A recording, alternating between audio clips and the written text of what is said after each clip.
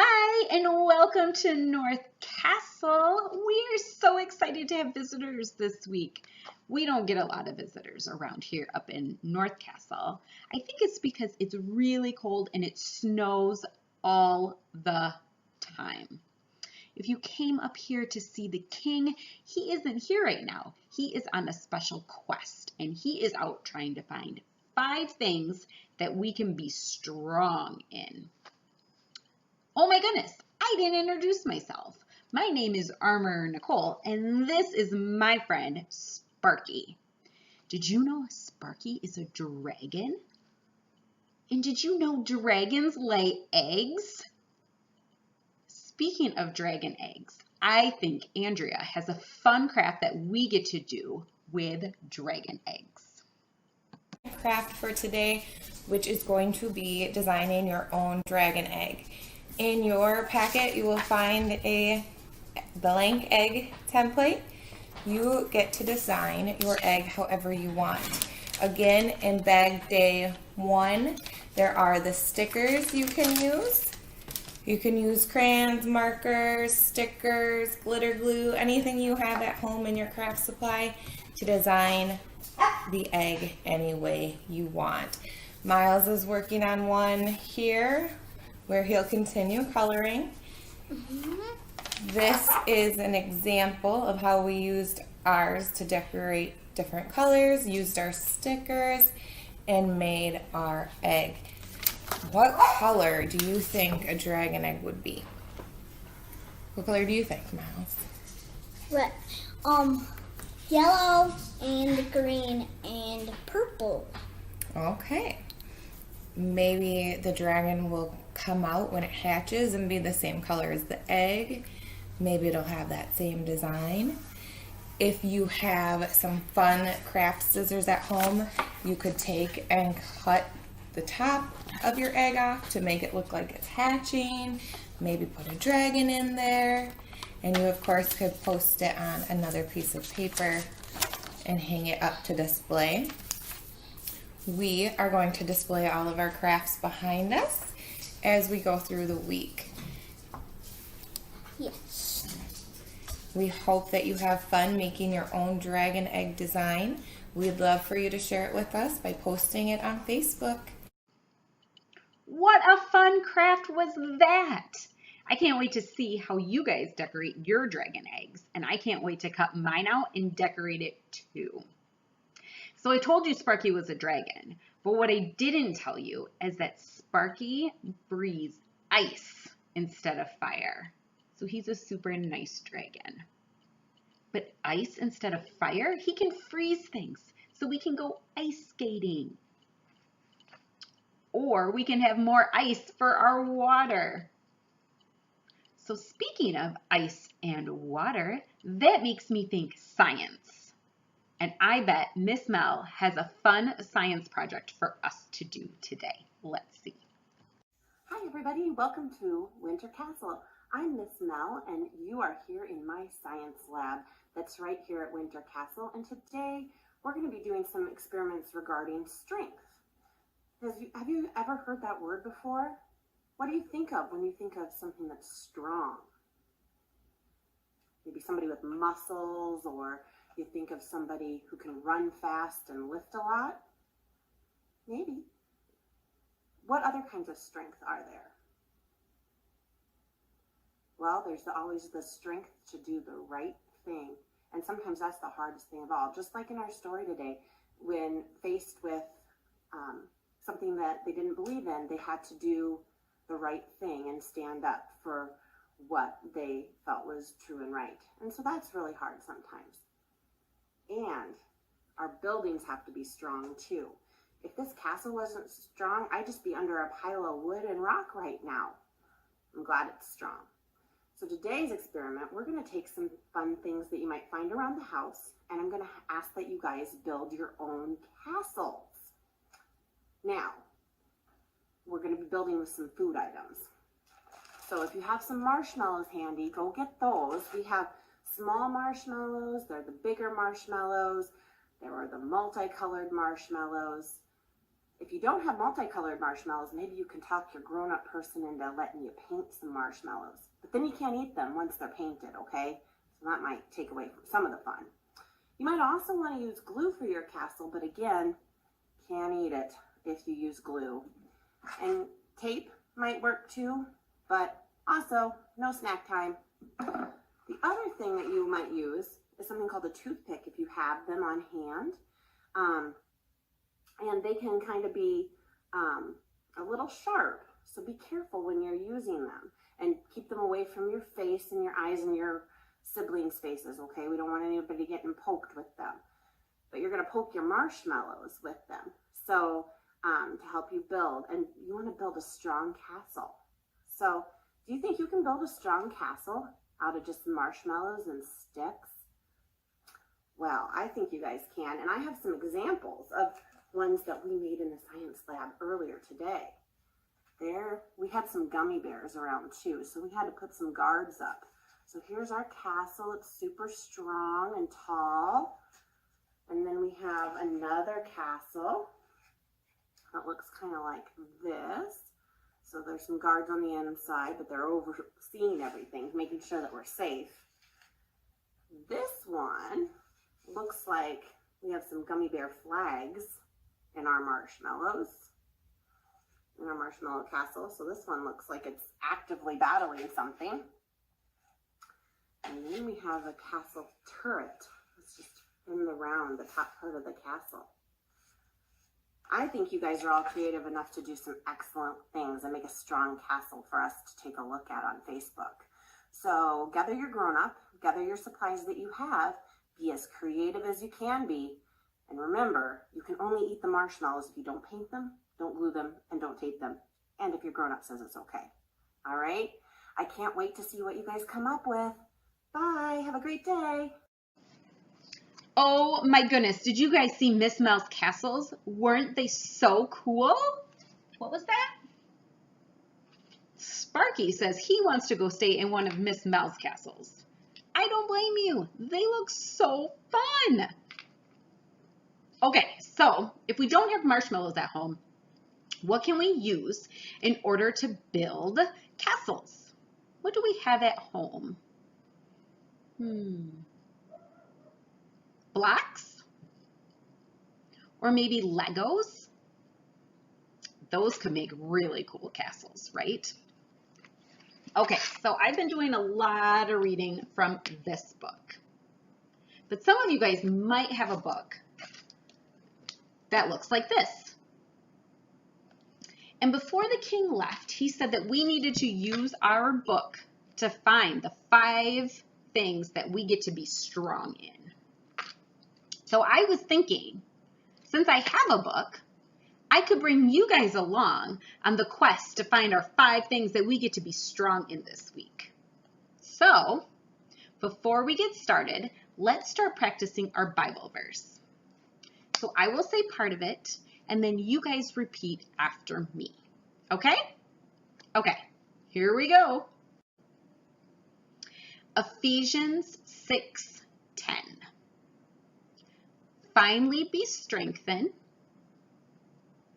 by the Lord and his powerful strength. Awesome job, you guys. Great job. All right, so there's clues that get left along the way, and we need to figure out this riddle to find the next step. So here's the riddle that was left behind. In order to be strong in truth, you must study the theory of 1 plus 2. I'm not sure I know what that means. Do you know what that means?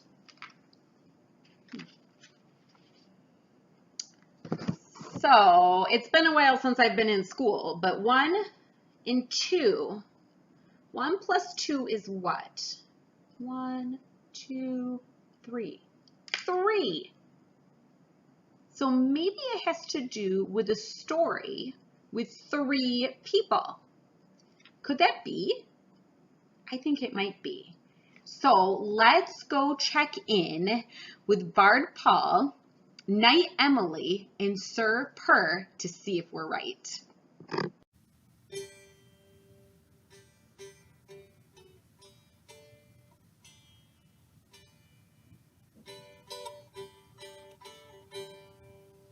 Welcome, young knights, to Story Hall. Here at Story Hall, we learn stories from the Bible during Vacation Bible School. I am Bard Paul. A bard is somebody who plays a musical instrument and tells stories during the time period of the nights. Helping me tell stories this week is Knight Emily. Say Hi. hello, Knight Emily. Hello, Knight Emily. Ah, okay. And also helping us is Sir Per. Sir Per is your pal. You can call him Sir Per Pal. Because he's wearing purple. That's a good joke. All right. Well, now, during the time period of the knights, anytime that something really good happened, everybody would say, huzzah, because something great had happened. And huzzah meant hooray, or good deal, or wow, that's great, all in one. So, at times during this week, something great will happen, and I will say huzzah, and then you repeat it after me. Let's practice now. Huzzah! Huzzah! Excellent work. Well, now, as I said before, all the stories that we hear this week come from the Bible.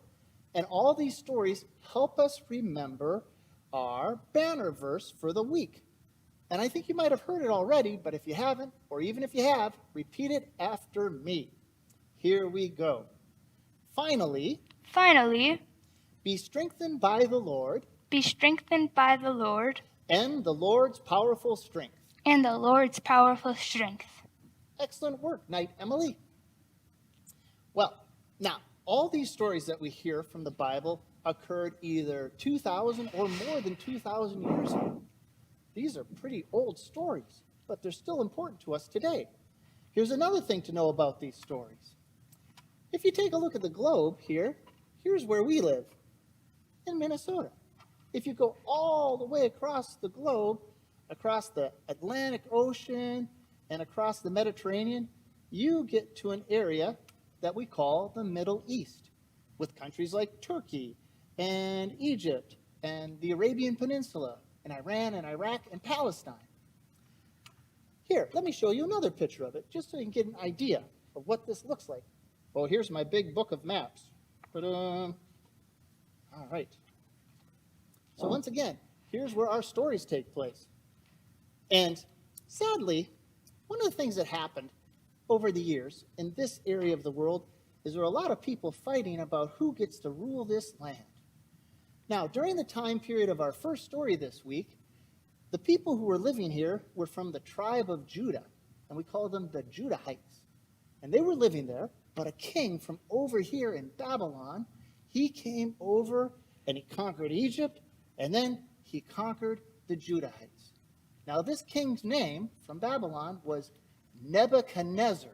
Say Nebuchadnezzar. Nebuchadnezzar. That's a cool name, Nebuchadnezzar.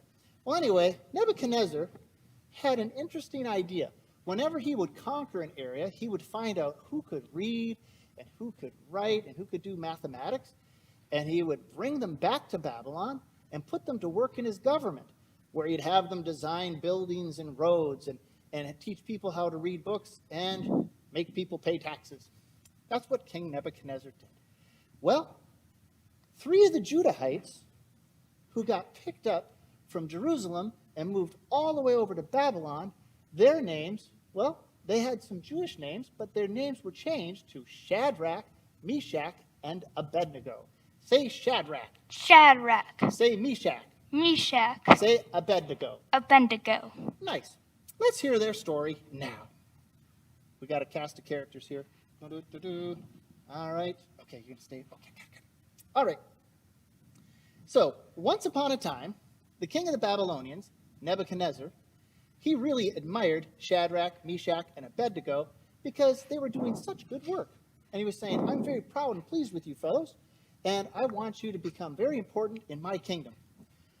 Well, they were like happy to do good work, and they would spend time doing work, and then they would take time to pray to God, and thank God because things were going pretty well for them. But then one day, King Nebuchadnezzar got a kind of a crazy idea. He built an idol, a big statue made out of gold. And he said, all the people in Babylon, this is your God now. I want you to pray and worship this God. Pray to and worship this God.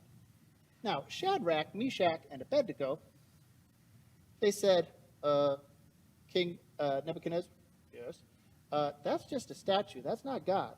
That thing doesn't love us or care about us or protect us. And King Nebuchadnezzar, who normally was pretty reasonable, he said, oh, I don't care. It's still God. You got to pray to it. And they were like, no, we're not going to. And then King Nebuchadnezzar said, well, anybody who doesn't pray to this new statue is going to be thrown into the fiery furnace. Show them the fiery furnace, Emily. Night, Emily's turning around. There it is. Wow. It's huge. I don't know what they made, but it was big enough to put people in. Maybe they're making a lot of bread or a pottery or something, but they could put whole people in here. And here's the sad thing. If you got put in the fiery furnace, you would die because it was so hot you couldn't breathe.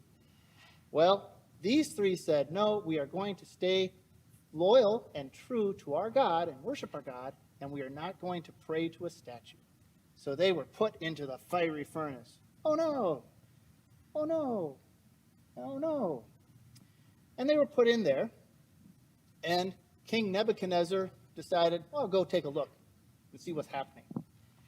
And King Nebuchadnezzar looks into the fiery furnace, and he says to everybody, hey, how many people did we throw in there? And everybody said, well, he threw in 3 people, Shadrach, Meshach, and Abednego. And it's like, wait a second, but there's a 4th person in there, and it kind of looks like an angel, because it was.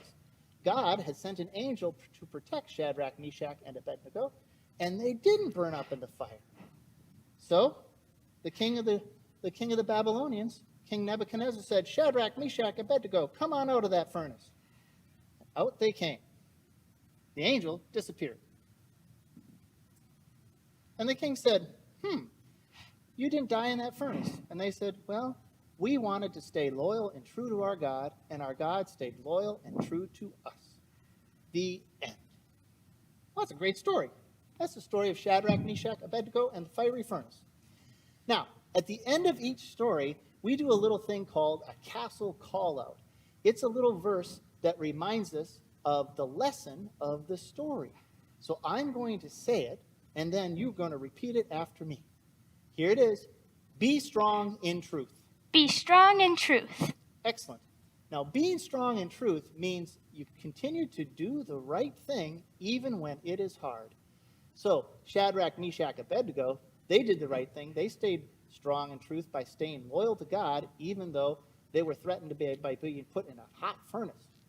So, let's think about our own lives. We don't get thrown in furnaces, no, but there are times where it's tough for us to do the right thing. Let's think about that. Think of a time where you know you're supposed to do something, but it's still hard to do it.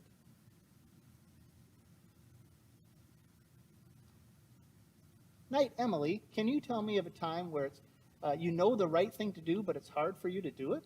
When I have to share candy with others, because I know I should share it, but it's hard to give them candy. That is right. When you share, you have to give something away, and it's hard to do it, but you know it's the right thing.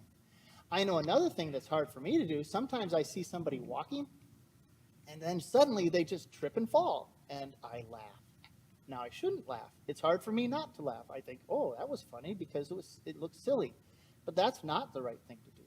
The right thing to do is to be kind and to say, how are you? And to help them up. So, what we want to do as we go through today and the rest of this week and the whole year is to be strong in truth and do the right thing even when it's hard. So, let's say that castle call out one more time. Be strong in truth. Be strong in truth. Well, we did a great job. Huzzah! Huzzah! Well, that was a good job we did today. And so let's just end with a prayer for this first day of Vacation Bible School story time. Repeat after me. God is caring. God is caring. God is kind. God is kind. Giving love. Giving love. And peace of mind. And peace of mind. We can follow. We can follow God's own way. God's own way. By sharing and caring. By sharing and caring. Every day. Every day. Amen. Amen. Well, thank you, everybody. You have completed day 1 of story time. In your Vacation Bible School packet, you have this page. You need to tear out this page. It says, "Be strong in truth." And what you want to do is color this and then put it up on the refrigerator to make other people happy and to let them know and to remind yourself to stay strong, be strong in truth. That's all we have time for today on day 1 of Vacation Bible School. Goodbye, everybody. Goodbye. Thank you, Bard Paul, Knight Emily, and Sir Per for sharing that Bible story with us today. So up here in North Castle, family is so important to us. We have family values or rules or things that represent us as a family. So speaking of that, let's go back to Andrea for our final craft for today because it has to do with family. Craft we're going to do is a family crest. So this is in progress what we're working on. In your packet, you're going to find a blank printout for your own family crest. And it looks like a sheep. So you're going to need the printout. You have a bag labeled Day 1, which has stickers in it. You can use to decorate it. You'll want markers, crayons, or colored pencils. Scissor if you want to cut it out. And any extra craft items that you might have at home. You get to make this however you want. Miles has been working on ours to show you he can continue working. So this is something in your family that's going to have symbols on it that have important meaning to your family. So if you really love to read, you could put that. You could put your family name on it. You could put your pets. Anything that's important to you. So right now, Miles has been working on his. We have our home. We have the letter S for our last name. He is working on making Harry Potter because we love Harry Potter. And we have a football because we all like football. Maybe you want to add in something like church or anything else that you're very interested in. And Miles is almost done with his. So what are some things that are important to you and your family? Maybe camping. Maybe playing sports.